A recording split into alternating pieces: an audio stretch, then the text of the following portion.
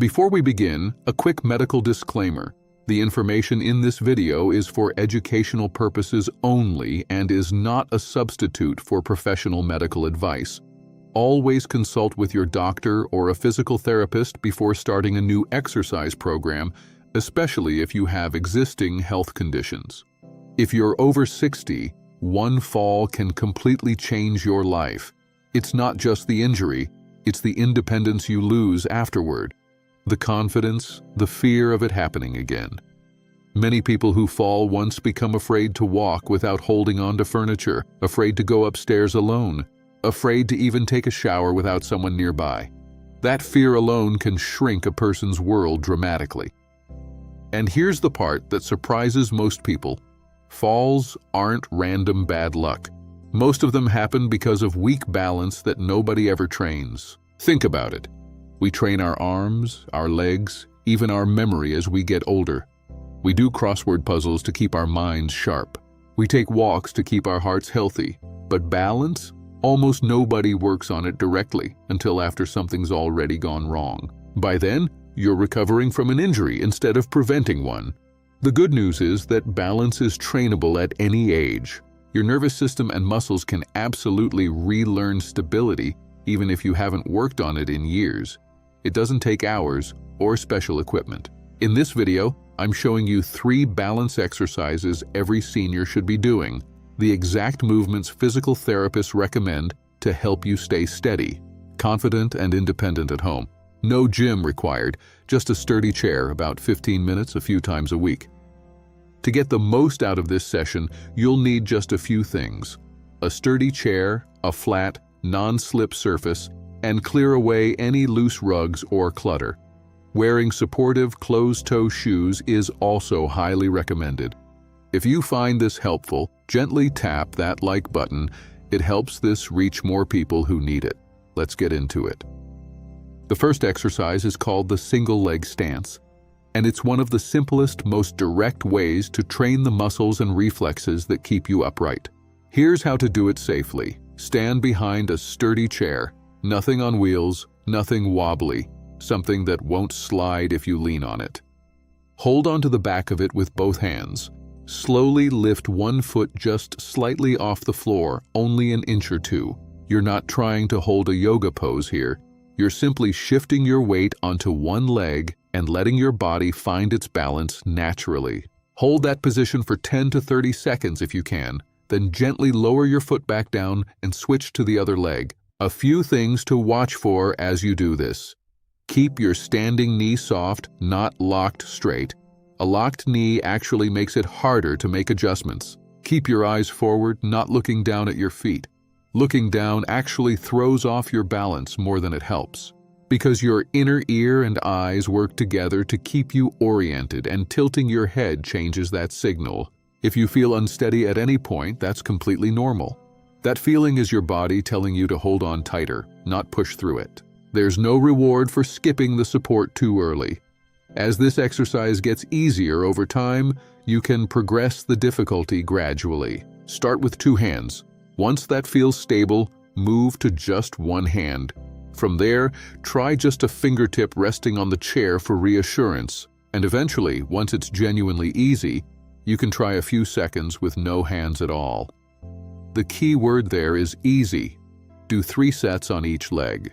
A common mistake during the single leg stance is leaning your body too far to one side to compensate. Try to keep your torso upright and your hips level, letting your ankle and foot do the balancing work. The second exercise is the heel-to-toe walk. This mimics something you do every single day, walking, but makes your balance system work harder. Stand near a wall or countertop so you have something within reach. Place one foot directly in front of the other so your heel touches the toes of your back foot. Then take a slow, controlled step, placing your other foot heel to toe in front of that one. Move slowly and deliberately. Rushing defeats the purpose. Take about 10 to 15 steps in a straight line, then turn around carefully, using the wall or counter for support if needed, and walk back. This exercise is deceptively challenging because it narrows your base of support. It forces the small stabilizer muscles in your ankles and hips to work much harder. That's exactly the kind of training that transfers directly to real life. Stepping onto an uneven sidewalk, or navigating a crowded store, or catching yourself if you accidentally stumble on an unexpected bump or curb. It builds the confidence to move through the world. If you want a head start on making your home safer, I've put together a free room-by-room checklist that covers the most common fall hazards. Things like loose rugs and poor lighting that quietly increase fall risk. It's linked in the description below, completely free. Do 2 to 3 passes of the heel-to-toe walk. If you feel unsteady, that's completely normal.